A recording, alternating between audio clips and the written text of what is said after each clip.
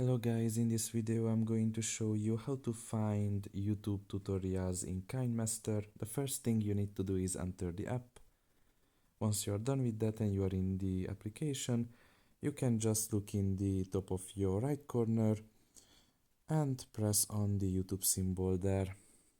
Now this will transfer you to YouTube, basically Kinemaster's official YouTube channel, and you will be able to find here short clips about tutorials. Most of them are half a minute, some of them reach 1 minute. They are not long videos and they can help you out quite a lot with basic stuff, sometimes even with advanced stuff, and you can just use them as learning tools.